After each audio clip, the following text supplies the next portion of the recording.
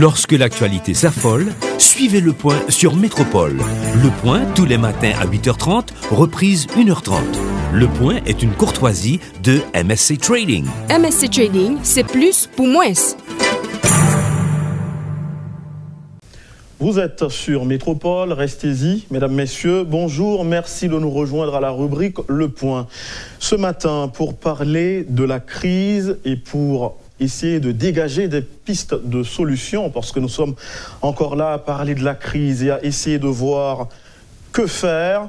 Pour en parler, nous avons avec nous en studio le maître Zéphir. Vous êtes membre de la passerelle qui est cette structure d'interface mise en place par plus d'une centaine d'organisations qui ont signé une déclaration commune pour un gouvernement de sauvetage national. Et tout ceci pour favoriser une transition réussie. Bonjour et bienvenue à Métropole. Bonjour Monsieur Georges Allen, bonjour et bonsoir à tous les téléspectateurs de Radio Métropole, de Télémétropole. Merci de l'invitation, c'est un plaisir d'être avec vous. Un plaisir d'être avec nous et un plaisir aussi de vous accueillir parce que aujourd'hui, il faut essayer de donner la parole à ceux qui proposent, à ceux qui sont plutôt modérés dans leur opinion, dans leur démarche. Donc c'est pour ça que vous êtes avec nous sur le plateau. Mais juste avant de parler de la déclaration commune, de parler aussi, d'avoir votre appréciation du discours, sinon de la déclaration du président de la République, il y a, vous nous le disiez en coulisses, avant de passer à l'antenne, qu'il y a une image plutôt déshumanisante qui a retenu votre attention ce matin en venant à Métropole. Monsieur Alain, je suis choqué de voir qu'aujourd'hui en Haïti, des cadavres restent là sur le sol, en pleine rue, pratiquement quotidiennement, sans que rien n'ait fait. Hier matin, je suis passé vers, disons, 7 h du matin, avant 7 h, et il y avait les cadavres de 2 jeunes hommes qui étaient là, empilés là, comme si c'était des animaux. Et les gens vendaient, achetaient, faisaient tout, et les cadavres étaient là. Hier après-midi, à mon retour à Carrefour, eh bien, ils étaient en train d'être brûlés. Ce matin, je suis passé, les restes sont encore là et rien n'a été fait. J'ai été aussi à la Première Avenue, avant d'entrer à Ouil Alerte. Il y a eu ce matin un cadavre d'homme. Les 3, ce sont des hommes qui étaient en train d'être brûlés aussi. Et les policiers étaient tout près. Il y avait un détachement de policiers tout près dans leur voiture. Certains étaient debout. Mais tout près d'eux, rien n'est fait. Donc cela me dit qu'ici en Haïti aujourd'hui, la vie n'a aucune valeur. On a banalisé la vie. C'est banalisé et c'est comme si nous aussi, les citoyens, nous en sommes arrivés à nous habituer à cette situation-là et il n'y a pas de pression sur les autorités, sur les services de l'État pour qu'ils fassent leur travail. Nous sommes devenus nécrophiles, non? Nécrophiles et insensibles. Insensibles. C'est comme si la mort de l'autre ne nous concerne pas. J'ai abordé ce dossier dans plusieurs interventions publiques. J'ai même parlé il y a environ 1 mois et demi à un haut gradé de la police pour lui demander qu'est-ce qu'on pouvait faire. Alors il m'a dit, Monsieur Zéphir, c'est difficile de mettre ensemble le juge qui réclame quand même des frais pour son déplacement pour aller faire le constat. Ensuite, il faut une ambulance pour l'accompagner. Il faut aussi des représentants de la police. Il y a une unité qui s'occupe de cela. Donc, mettre ces 3 groupes ensemble pour faire un travail de constat, c'est difficile. Donc, voilà pourquoi à Port-au-Prince, nous avons des cadavres qui gisent sur le sol et rien n'est fait jusqu'à ce que les chiens et les cochons en finissent avec les restes, vous voyez. Donc, moi, j'aimerais interpeller tout le monde. Ce qui est arrivé, même si c'est à un voleur ou à un bandit, qui que ce soit, c'est arrivé à un homme ou à une femme. Et chaque personne a une dignité. Il faut faire tout ce qui est possible pour valoriser la vie, pour faire respecter la vie, pour établir la sécurité dans le pays, sur tout le territoire. Mais quand il est arrivé que quelqu'un est mort, décédé, tué, n'importe comment, il faut que les institutions de l'État fassent leur travail. Parce que cela dit beaucoup sur notre niveau de respect des droits humains et de la vie et de la dignité de la personne humaine. Moi, je vous dis, j'espère que ce cri sera entendu par les responsables de plus haut niveau pour qu'on travaille dessus et on nous présente un plan pour remédier à cette situation-là.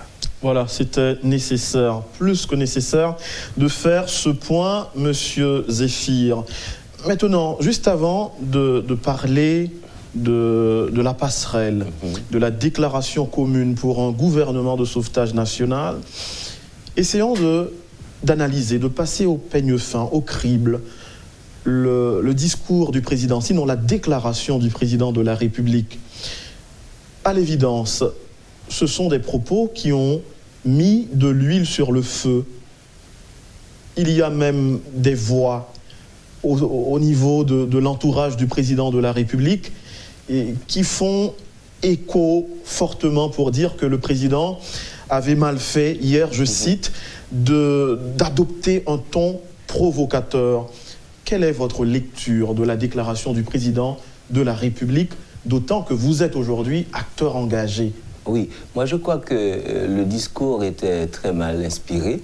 Et c'est dommage parce que là, le président se trouve dans une situation extrêmement difficile. Il y a certaines personnalités, institutions qui font des efforts pour que le président et ses adversaires politiques aient une rencontre pour définir les conditions de son départ et de l'installation d'un gouvernement de transition pour que tout finisse dans la paix. Or, voilà que le président a provoqué hier le mécontentement de la population. Il y a eu des manifestations à plusieurs endroits, à Port-au-Prince par exemple, et on s'est rendu compte qu'il y a eu une panique à Port-au-Prince après sa déclaration. Donc tout le monde croyait que quelque chose de très négatif allait se produire.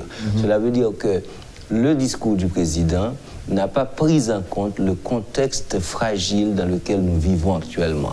Et je crois qu'il a fait plusieurs choses qui n'étaient pas vraiment bienvenues. D'abord, le fait de s'en prendre à ses adversaires sans les identifier clairement montre que le président, disons, ne peut faire face à la réalité de manière correcte. Il a dit lui-même qu'il est un président de la République.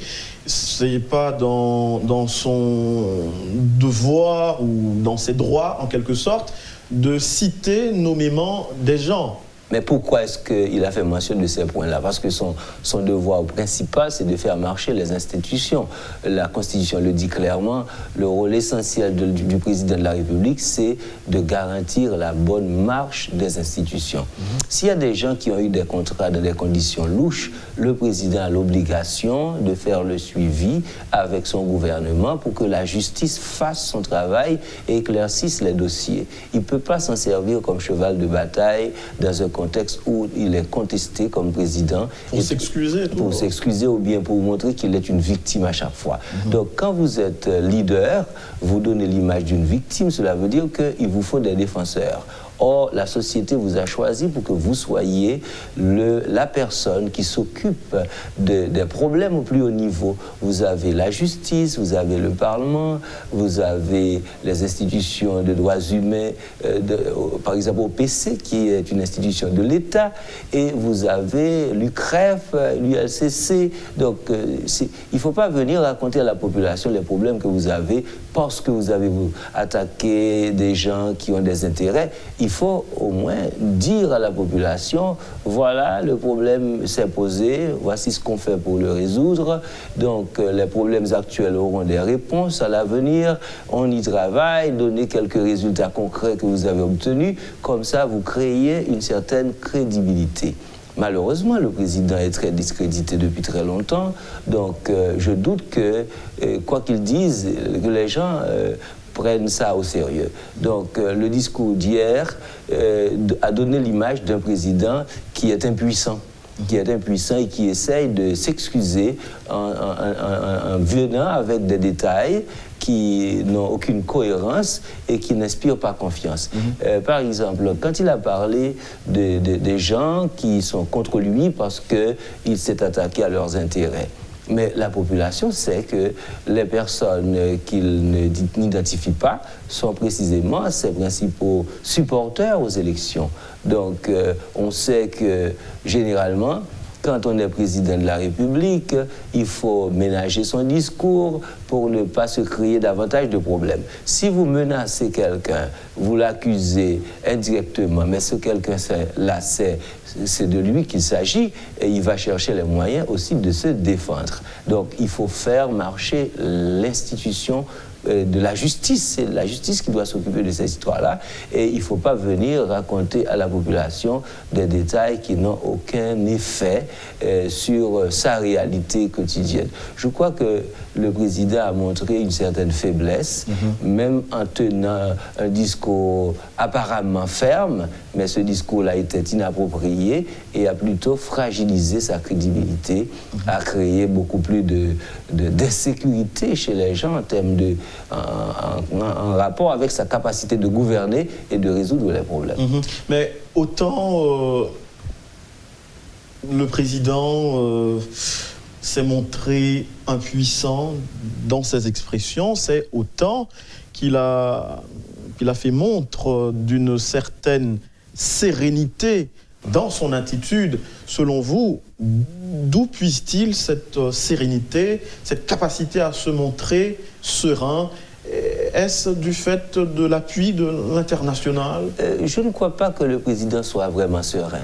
Je crois que le président a dû s'entraîner pour avoir le courage pour venir prononcer ce discours.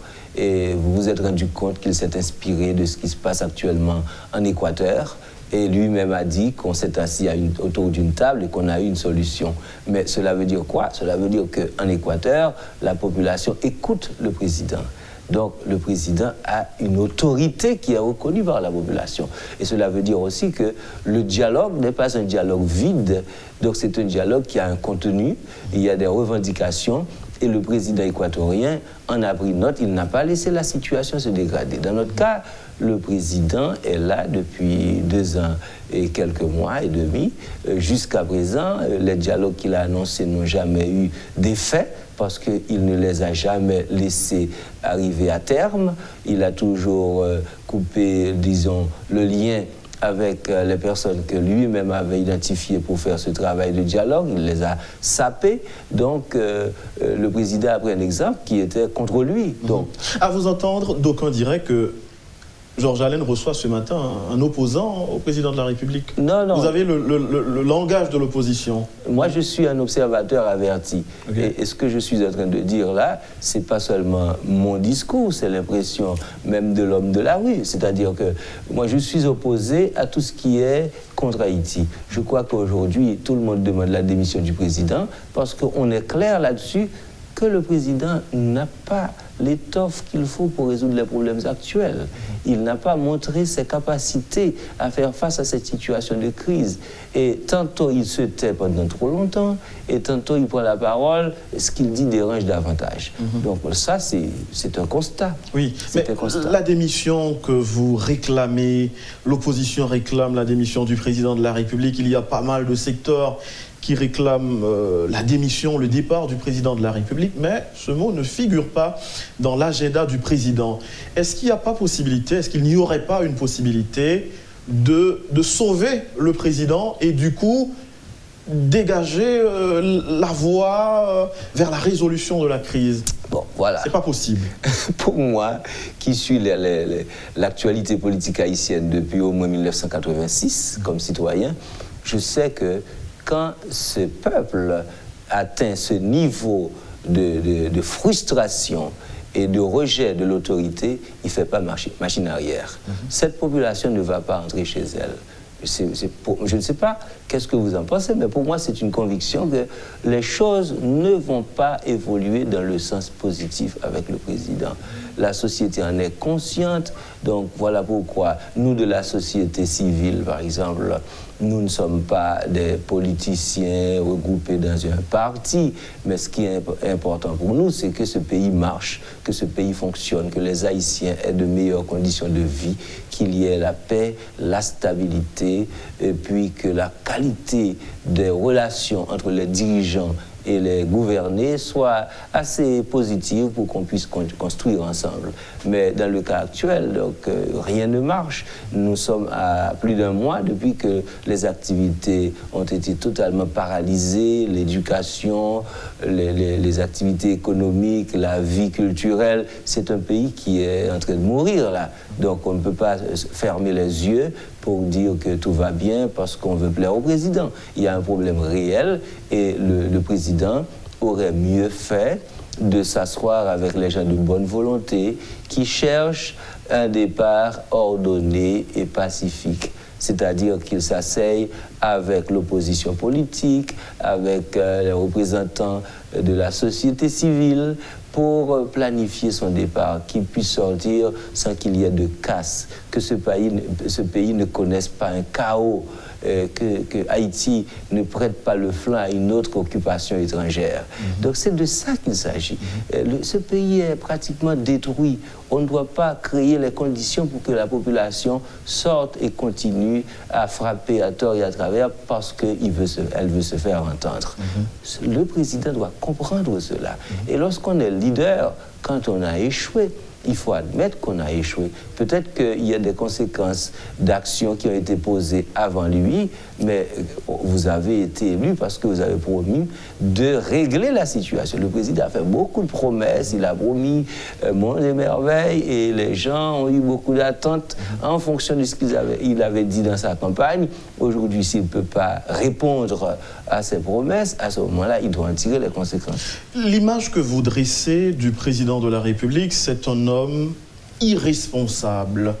Et c'est l'avis de pas mal de secteurs aujourd'hui, il faut l'admettre. Mais est-ce que le président de la République ne serait pas beaucoup plus irresponsable s'il remettait son tablier comme certains l'auraient bien aimé qu'il le fasse? On dit qu'il y a 3 styles de leadership et chacun de ces styles-là dit quelque chose quand le leader n'est pas là. D'abord, quand un leader est autocratique, il part et tout tombe. Pourquoi? Parce qu'il a forcé les gens à faire les choses par peur. Donc, le leader autocratique. Mais vous prenez un leader, disons, laissé-grainer, qui ne fait rien, sa présence et son absence, ça équivaut à la même chose. C'est-à-dire que le président est là actuellement, les choses ne marchent pas, on ne voit pas pourquoi sa démission causerait davantage de tort s'il accepte de participer à une démarche de démission ordonnée. C'est-à-dire qu'il accepte qu'il doit démissionner, il s'assoit avec l'opposition politique, avec les représentants de la société civile, il forme un gouvernement de transition avec une feuille de route claire sur ce qu'on va faire pour ne pas répéter les mêmes expériences antérieures de transition qui ont abouti à des échecs, pour que effectivement la société continue à marcher et qu'on fasse tout ce qui est nécessaire pour remédier à tous les problèmes qu'on a actuellement. Non, mais est-ce qu'il y a déjà un consensus sur l'après-Jovenel? Parce que c'est ce qu'il nous faut aujourd'hui. Tant qu'il n'y a pas de consensus sur l'après-Jovenel, si Jovenel Moïse, le président de la République, part, c'est la fin, ce sera la pagaille. On va vers des événements encore plus terribles que ce qu'on vit aujourd'hui. Bon, peut-être que ça pourrait se produire en raison de son incapacité à admettre qu'il doit démissionner. Peut-être qu'il attend un consensus, qu'il attend qu'un consensus soit trouvé. Je vous dis une vérité. Nous, à la passerelle, on s'est mis debout pour faciliter ce consensus-là. D'abord, au niveau de l'opposition politique, ils ont une alternative qu'ils ont proposée. On ne peut pas dire que toute la société est totalement d'accord avec ça, mais ça va dans un sens positif. Et de toute façon, contrairement à ce qui s'est passé il y a quelques années, au moins il y a quelque chose sur la table. Maintenant, la passerelle est venue non pas pour remplacer l'opposition politique, mais pour faciliter un accord politique entre les divers secteurs de la politique haïtienne et de la société pour que on accepte pour que le président, lui aussi, participe à ce que son départ ne cause pas davantage de tort au pays. Donc, le président, dans une certaine mesure, il peut participer à cette construction-là.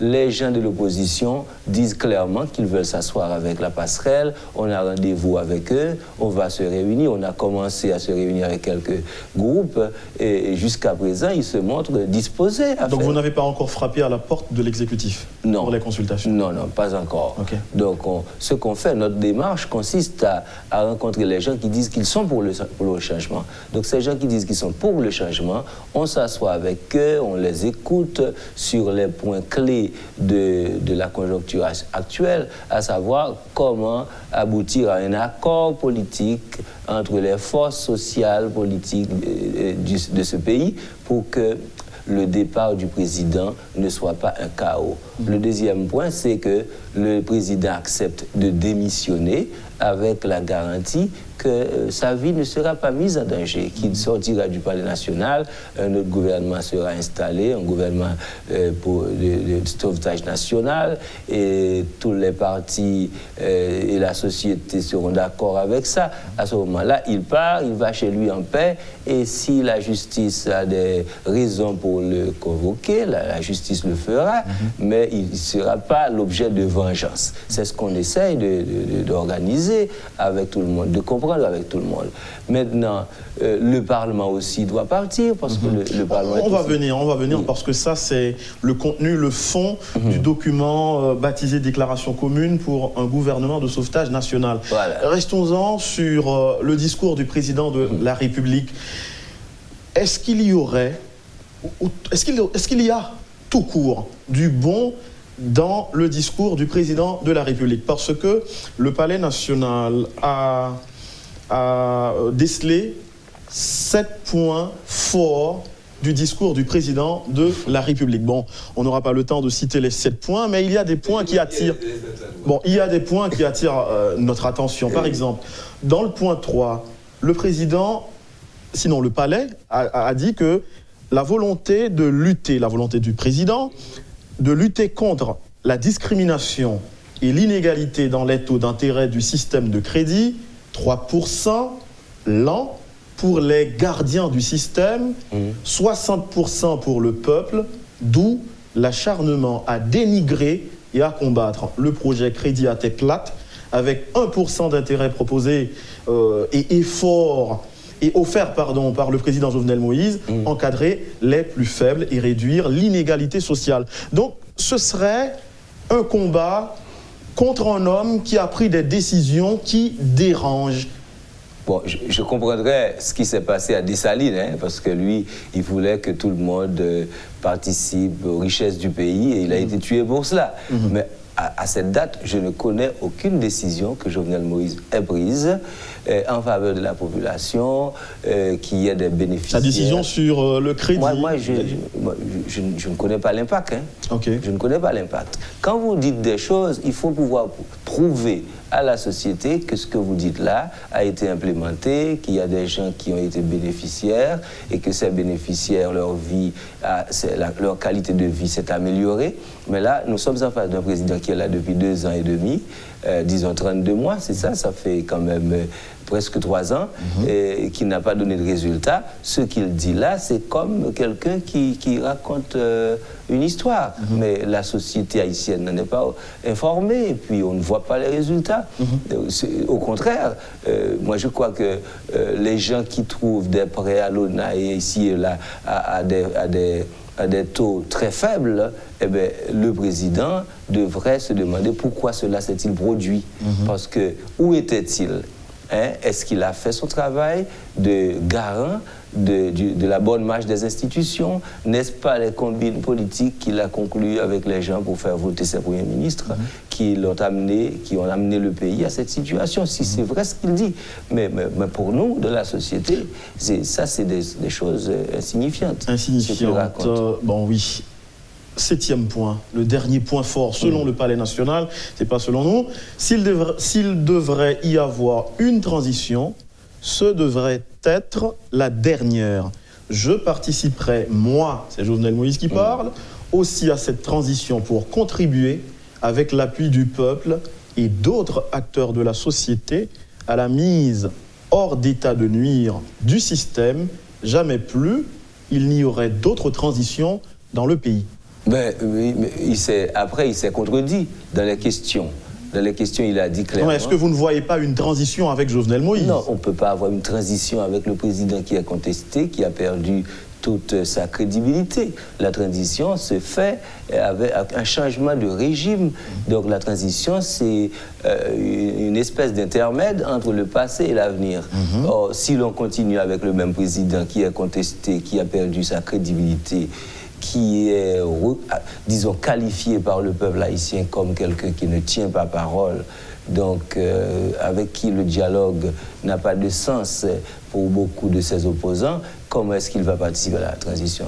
Je crois que la meilleure façon de participer à la transition, c'est de remettre sa décision, sa démission. Donc s'il se démet de ses fonctions, s'il démissionne de ses fonctions, à ce moment-là, il participe à la transition. Il ouvre la porte. Donc le seul geste qu'il puisse poser pour... comme sa participation directe à la transition, c'est la démission. Mais c'est ça. Aujourd'hui, la population ne veut rien entendre que cela. Donc, rien entendre d'autre que cela.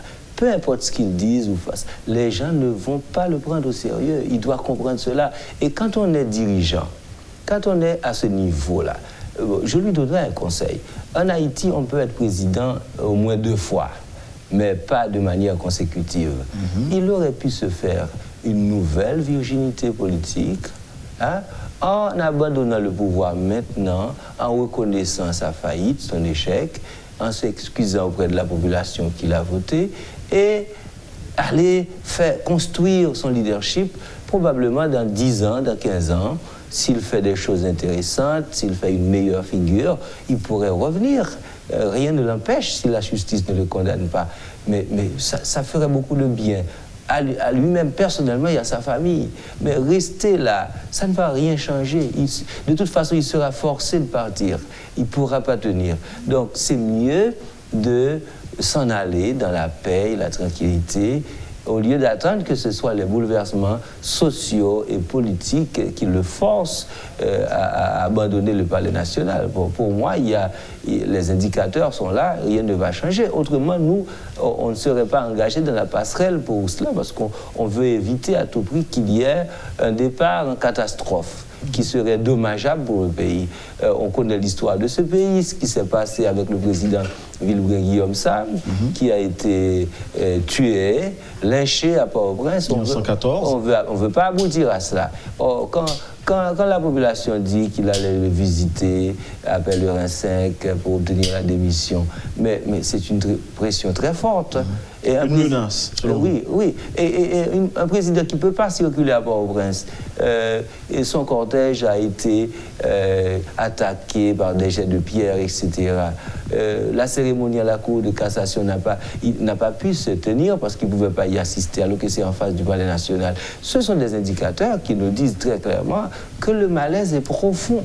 Donc la sagesse commande qu'on comprenne cela, qu'on se mette à table sérieusement pour faire les choses qu'il faut, parce que le momentum est là, et en politique, quand on ne fait pas les bonnes choses au moment approprié, l'avenir sera pire.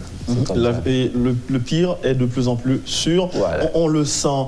Mais pendant qu'on parle du pire, n'est-ce pas un péché de nous laisser guider par cette logique manichéenne qui fait du président la bête noire et de l'opposition un être blanc comme neige? Non.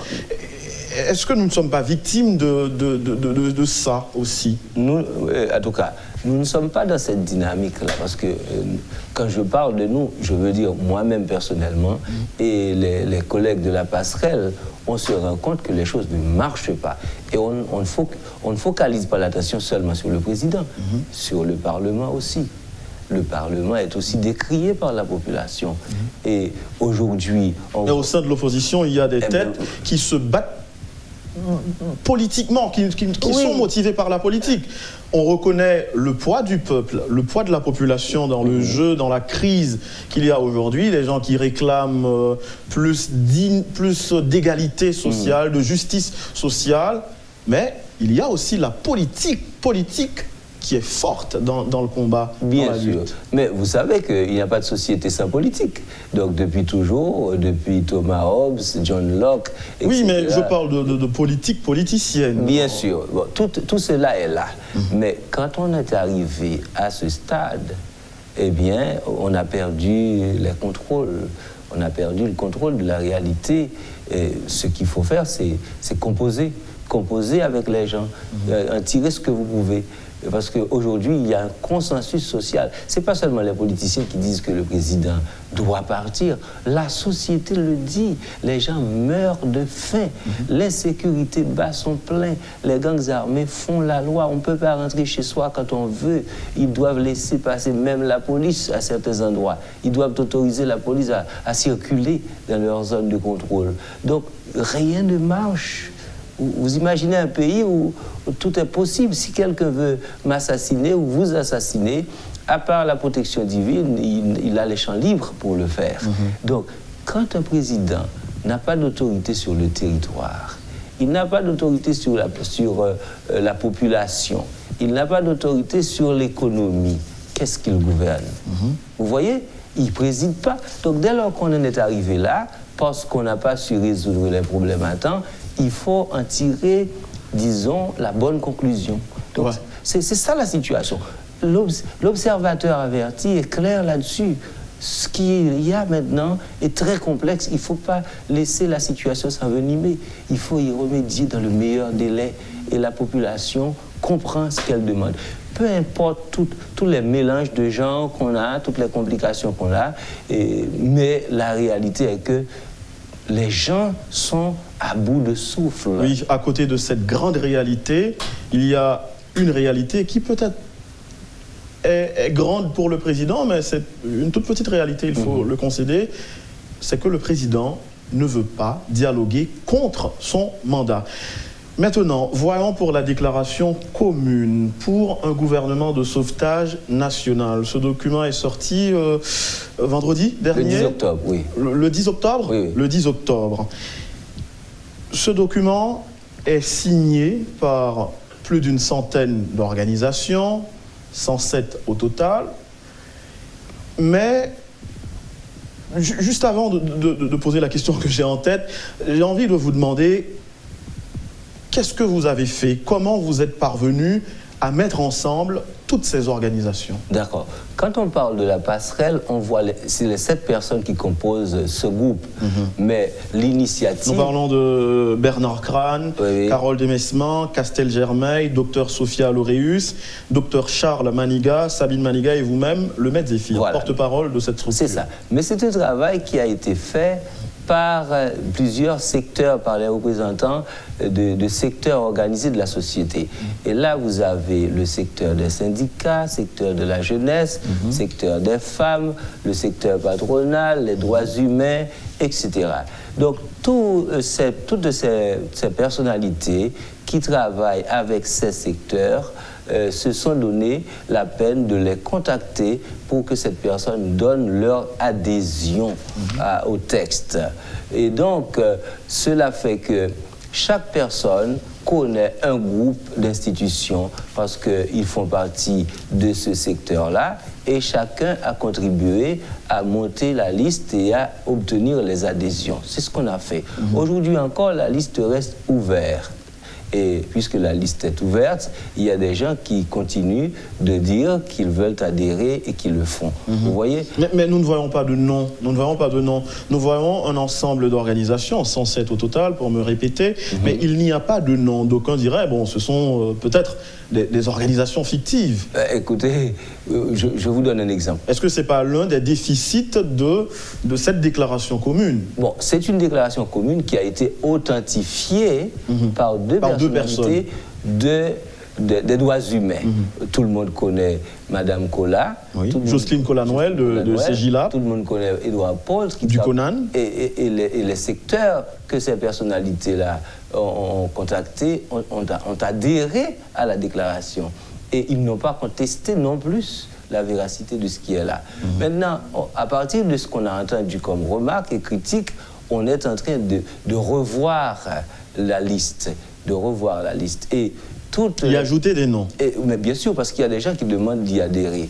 Donc on est en train de revoir la liste. Et ce que vous faites là comme proposition, de mettre un nom pour chaque secteur, bon, ça pourrait se faire aussi. Mais au départ, ce n'était pas ça la préoccupation, c'était que les personnes qui représentent ces secteurs, leur état-major donne leur, parle à ces secteurs-là, les contactent directement et transmettent leur adhésion à la démarche. Maintenant, à partir de ce qu'on a entendu, certaines critiques, etc., on est en train de revoir la démarche et demander aux gens de faire quelque chose de plus concret. Et ça va être fait aussi. Parce qu'on est à l'écoute de la société, nous. Le Maître Zéphir, nous sommes arrivés à l'heure de la pause à cette émission.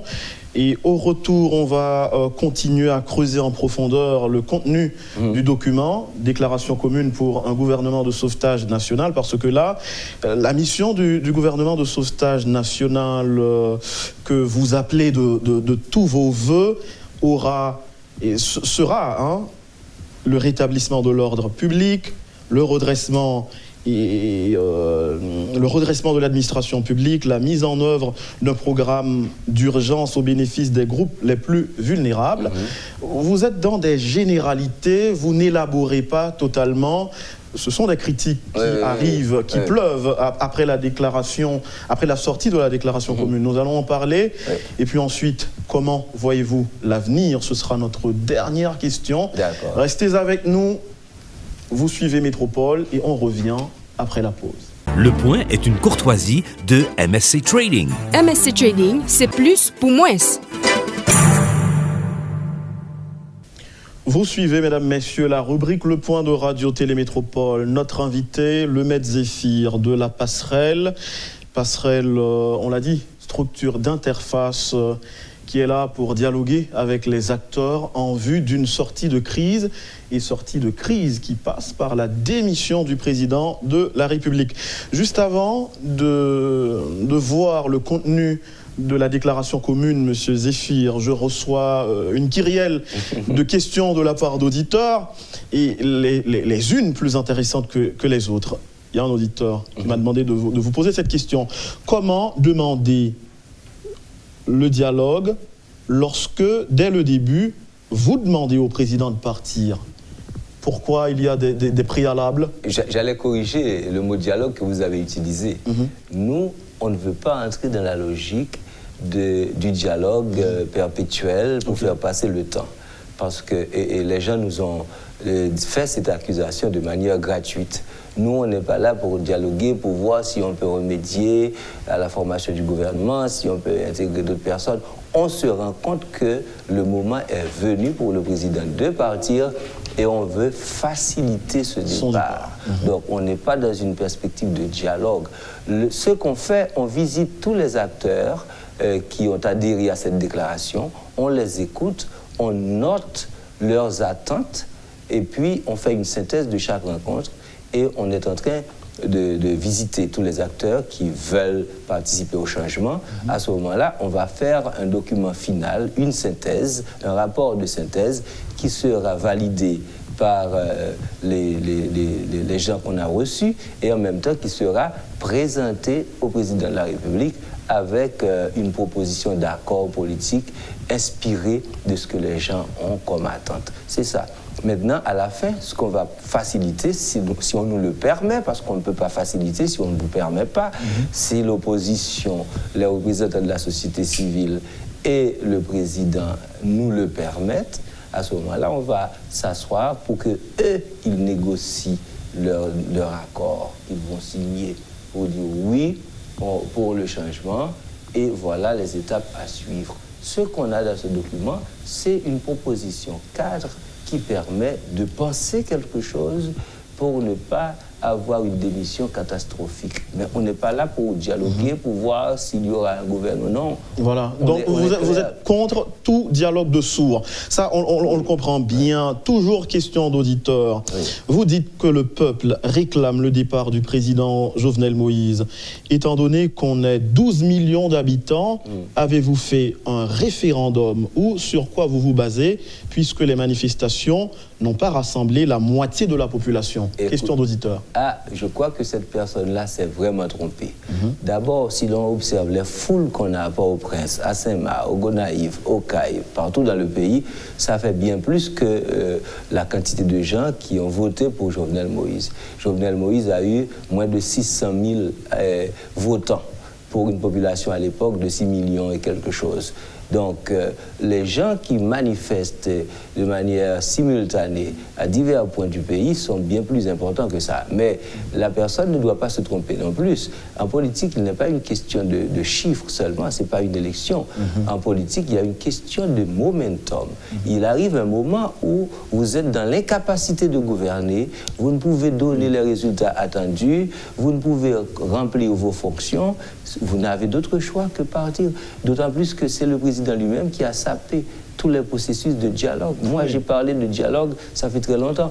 Après 6-7 juillet 2018, si le président avait la sagesse d'inviter ses opposants à un dialogue constructif et responsable, je vous assure qu'on n'en serait pas là aujourd'hui. 6-7 juillet 2018, il ne l'a pas fait parce qu'il croyait qu'il pouvait s'en sortir et c'est pourquoi il est là.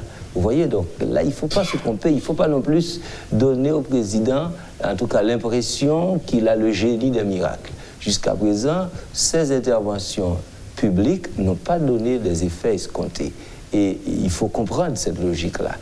Je reprends mon argumentation. Le moment du dialogue n'a pas été apprécié à sa juste valeur par le président. Il a raté les moments appropriés pour le dialogue. 2, au moment actuel, le président n'a pas les leviers qu'il faut pour faire rentrer la population chez elle. Et donc, le mécontentement est global, il est général. Et 3, le président n'a pas fait de proposition non plus qui pourrait rassurer les gens. Donc voilà pourquoi nous, on croit qu'à ce stade, on n'a pas d'autre choix que de demander au président de partir. Vous avez évoqué le mot sagesse et mon intention a été tout de suite attirée par votre façon de le dire. Est-ce que vous pensez détenir toute l'autorité morale, éthique qu'il faut pour aider à résoudre, à résorber la crise aujourd'hui? Quand je parle de vous, ce n'est pas vous en tant que personne, mais vous de la passerelle. De la passerelle. Voilà. Les personnalités qui forment la passerelle ont précisément été identifiées en raison de leur crédibilité et de leur moralité et aussi de leur attachement à ce pays. Je ne peux pas donner des détails pour les autres, mais moi, en tout cas, le maître Zéphir, pasteur depuis 34 ans, professeur depuis 1986. J'ai travaillé pendant 13 ans et demi au secondaire et je suis enseignant à l'Université d'État d'Haïti depuis 1995.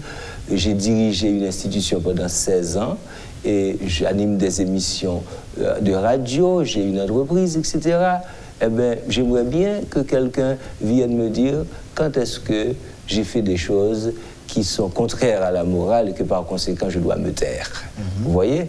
Donc, je peux vous le dire, j'ai un dossier vierge. J'ai refusé des propositions de poste dans l'administration publique et j'ai travaillé 3 ans et demi à l'administration publique. J'ai démissionné depuis 1998. Je me suis décidé de travailler comme entrepreneur et comme professeur. Eh bien, est-ce que les autres membres de la passerelle est tout aussi, j'ai envie de dire tout carrément, pur? Je ne peux pas dire ça pour eux, parce que chacun se connaît. Mais moi, personnellement, je n'ai aucune raison de penser qu'elles sont critiquables. Vous voyez? Et ce sont tous des professionnels qui sont là en raison de leur crédibilité, en raison de leur engagement comme citoyens haïtiens et aussi en raison de leur modération, de leur désir de voir ce pays aller dans une meilleure direction. Agissez au nom de la nation, pour la nation, avec la nation, pour que le pays arrive à mettre en place un gouvernement de sauvetage national dont les objectifs principaux devraient inclure. Je vais citer les objectifs, mais il faut que je dise d'abord que vous vous adressez au président de la République en disant « agissez au nom de la nation ». Vous vous adressez aux parlementaires, vous vous adressez aux compatriotes de la société civile et enfin, vous vous adressez à l'opposition. Pour les points, sinon les objectifs principaux du gouvernement de sauvetage national souhaité, j'ai cité le rétablissement de l'ordre public, le redressement de l'administration publique, la mise en œuvre d'un programme d'urgence au bénéfice des groupes les plus vulnérables, la relance des activités économiques, la mise en ordre des finances publiques, le suivi des dossiers liés à la gestion des fonds Petro-Caribé, de tout autre dossier relatif à la corruption et au détournement de biens publics, la réorganisation du conseil électoral, l'accompagnement des partis politiques en vue des prochaines élections. C'est au total 13 points. Oui. Mais on est de plein pied dans des généralités. On cherche le comment. Le comment dans tout ça. Comment faire tout ça? Le comment, précisément, c'est l'accord politique. C'est-à-dire que tous les problèmes que nous avons actuellement dans le pays, l'insécurité, la violence, le non-respect de la vie,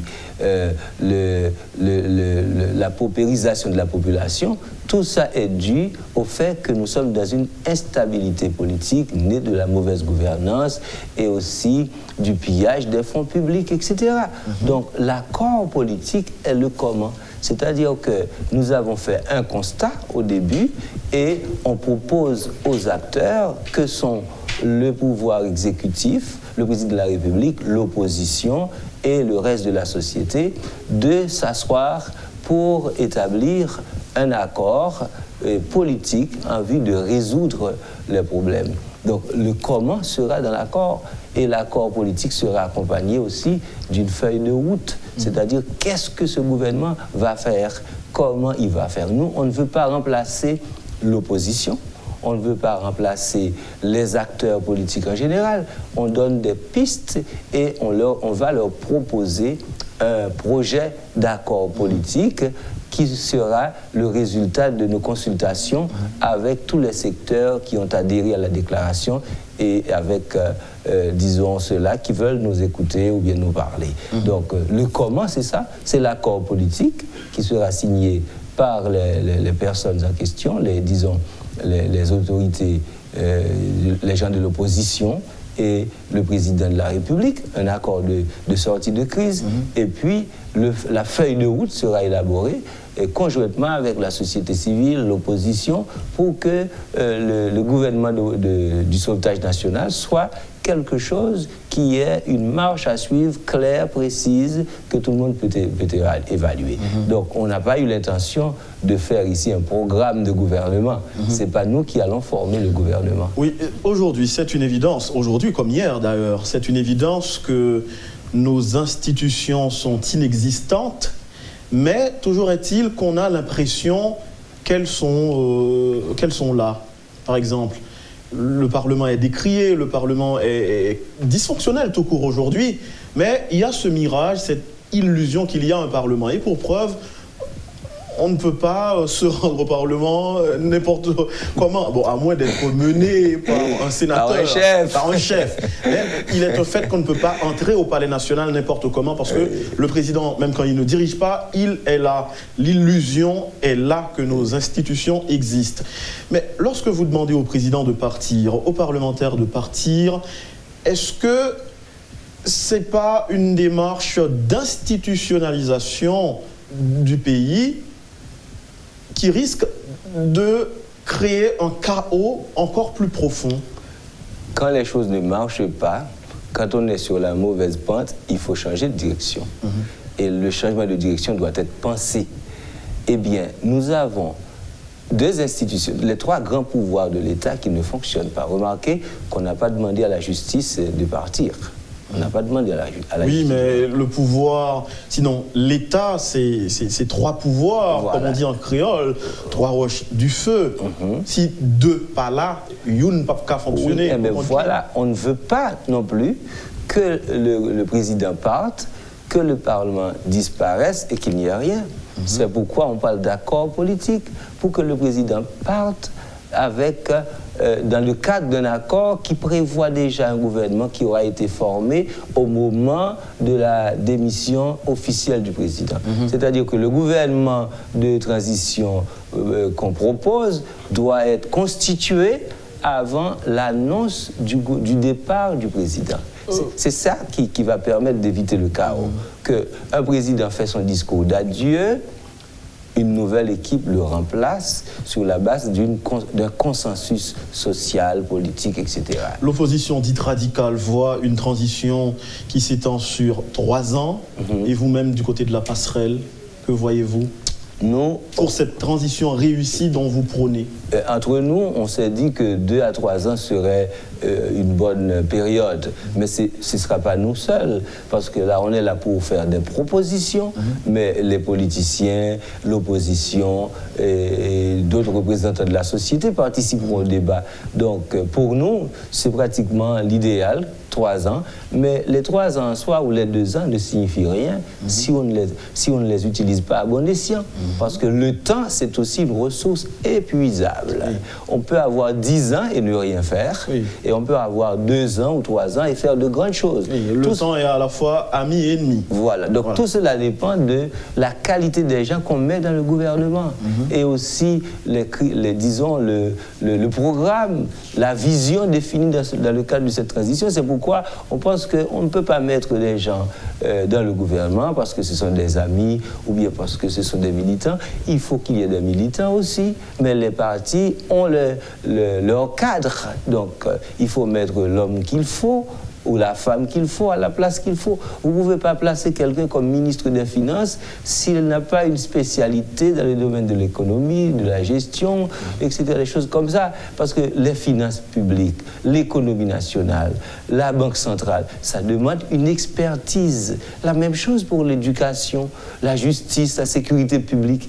Il faut penser la chose pour que les personnes identifiées ou invitées à participer au gouvernement soient des personnes recrutées sur la base de leur expérience, de leurs compétences dans les domaines en question. Il y aura toujours des places pour des gens, mais chaque personne doit faire ce qu'elle sait faire. Et quant aux gens de l'opposition qui pensent qu'on veut leur prendre la chose, nous, de la société civile, on n'est pas là pour... Notre objectif, ce n'est pas de monter un gouvernement pour nous. On est en train de faciliter qu'il y ait un gouvernement crédible. Ce n'est pas nous qui allons former le gouvernement, ce n'est pas notre rôle. Nous ne sommes pas là pour prendre la place de quiconque. Nous sommes des personnes, nous de la passerelle en tout cas, nous sommes des professionnels engagés dans nos métiers et nous avons accepté le principe que nous qui participons à cette passerelle, nous voulons le faire gratuitement. Personne n'a d'honoraire dans cette passerelle. Personne n'a d'avantage, personne n'a de promesse pour quoi que ce soit. Deuxième chose, nous avons promis de ne pas faire partie du prochain gouvernement provisoire. Donc nous sommes en train de servir la société. C'est ça notre désir. Nous ne cherchons pas des postes, nous ne cherchons pas à influencer le choix des personnalités. Nous sommes là pour aider, pour faciliter un dénouement heureux et efficace à la situation actuelle.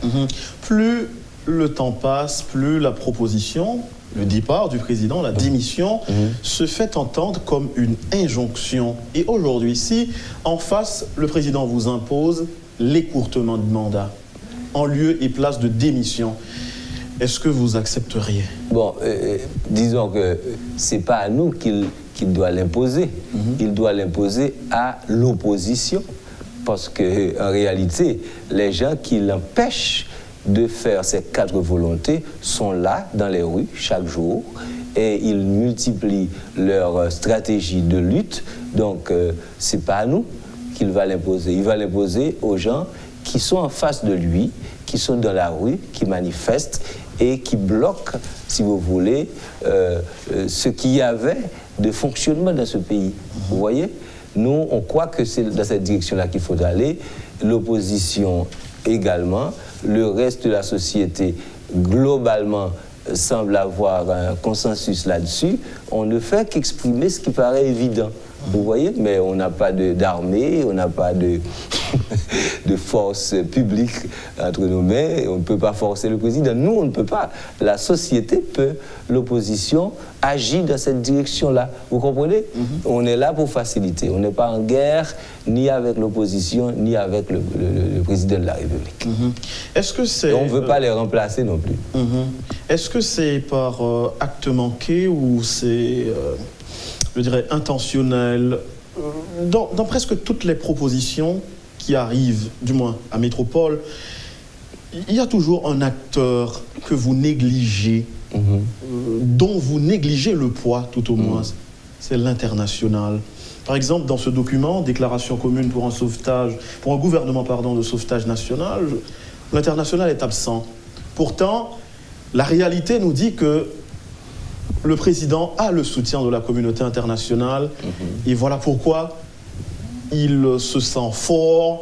Il a donné hier encore l'apparence d'un président serein.